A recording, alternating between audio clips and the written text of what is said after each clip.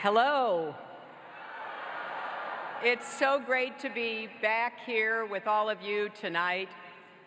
I want to thank my friend, Congressman Jim Clyburn, Don Peebles, Representative Butterfield, members of the Congressional Black Caucus, and congratulate all of the honorees.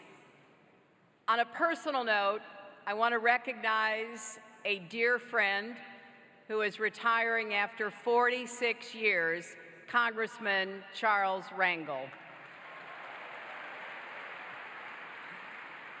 He is one of a kind, and we are grateful for your years of service. And what can I say about one of the best presidents this country has ever had, Barack Obama? All through this campaign, I have made the point over and over again. President Obama saved our country from a second Great Depression. He brought Osama bin Laden to justice. And so much more. I, for one, don't think he gets the credit he deserves for doing what he's done on behalf of our country and the world. And it's not just the president he's been, but the man he is. Even when hateful nonsense is thrown their way, Barack, Michelle, their two beautiful daughters have represented our country with class, grace, and integrity.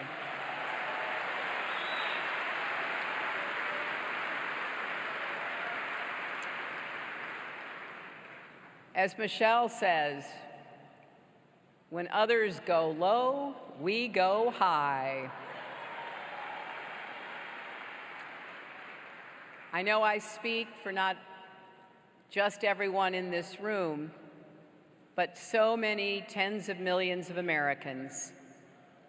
Mr. President, not only do we know you are an American, you're a great American. And you make us all proud to be Americans too.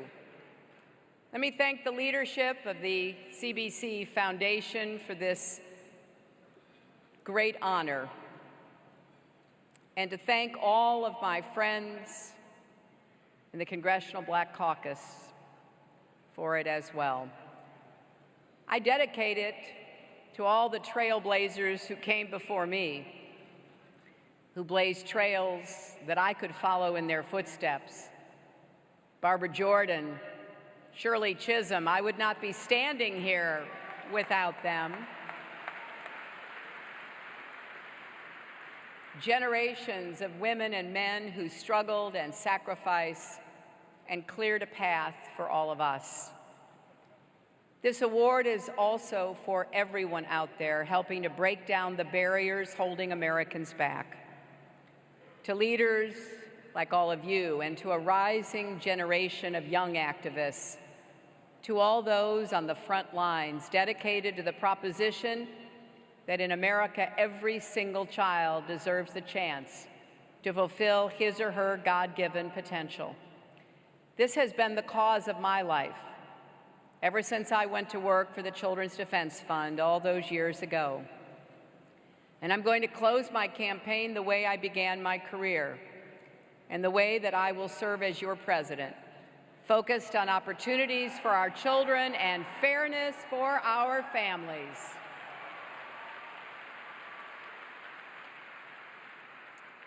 We have so much work to do together. I've heard many heartbreaking stories over this campaign. One was from Tiana Gaines Turner, a working mother to 3 children from Northeast Philadelphia.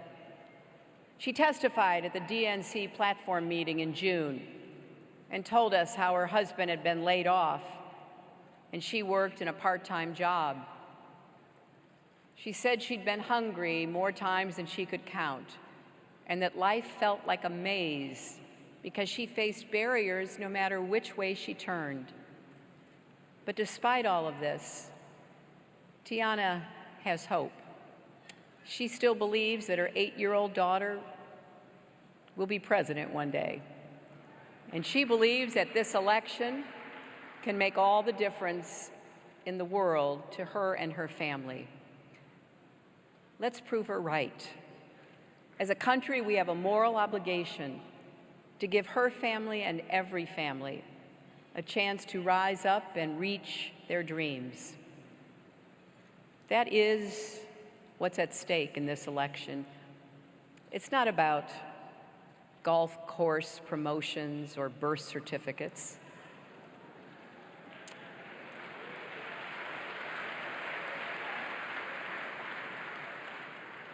It comes down to who will fight for the forgotten, who will invest in our children, and who will really have your back in the White House. We need ideas, not insults, real plans to help struggling Americans in communities that have been left out and left behind, not prejudice and paranoia. We can't let Barack Obama's legacy fall into the hands of someone who doesn't understand that.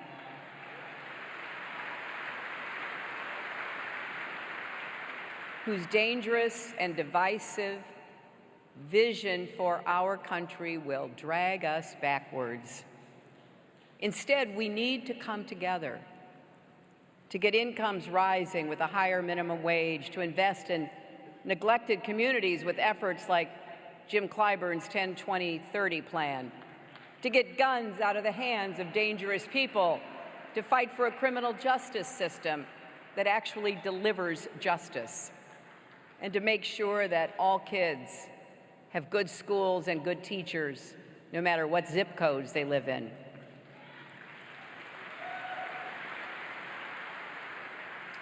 When you really think about it, the choice this November is about so much more than Democrats and Republicans.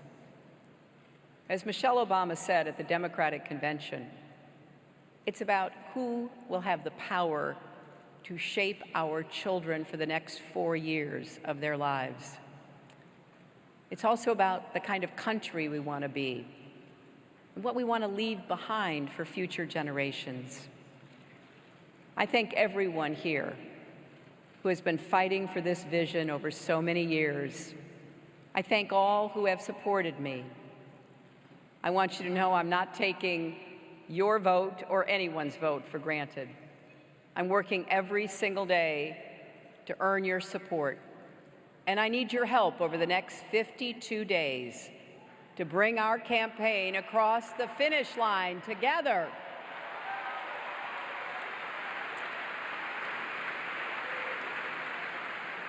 Barbara Jordan famously said that a government is invigorated when each of us is willing to participate in shaping the future of this nation.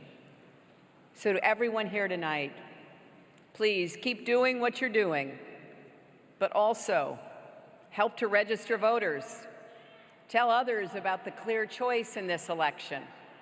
In some states, early voting is nearly here. So we need to keep the pressure on. Let's send a loud and clear message, once and for all. We are stronger together. And no matter what, remember this: love trumps hate. Thank you all very much.